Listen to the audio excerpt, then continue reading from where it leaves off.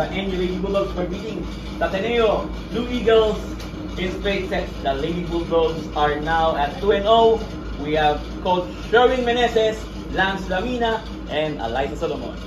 Coach Sherwin, congratulations for this victory. This is your team second straight set victory. So, your thoughts about your team's performance? Although yung first set nakatikit yung Ateneo, what can you say? Siyempre, sobrang happy talagang on the team effort yung nangyari ngayon sa game. So, hopefully mag-improve pa yung team effort ng team sa mga next game natin.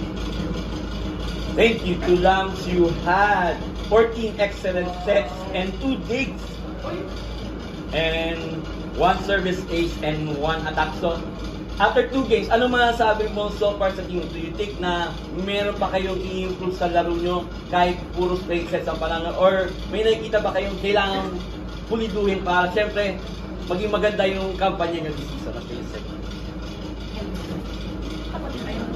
Ako sobrang happy ko sa ginagawa ng teammates ko, sa team effort na bawat isa.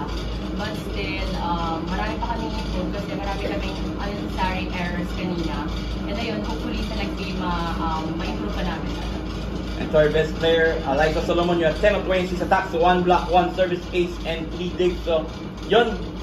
Ano yung masasabi mo sa nilo nyo against Ateneo? And talagang pupuk pa rin kayo kahit kulang sa tao ang Blue Eagles. What can you say? Very happy po sa naging performance natin. So, marami pa rin talaga kami kailangan i-improve kanina. Tulad yung sinabi nila na marami pa rin kami unnecessary errors. So, siguro yun yung number 1 na kailangan namin po rin. Tomorrow. Yeah.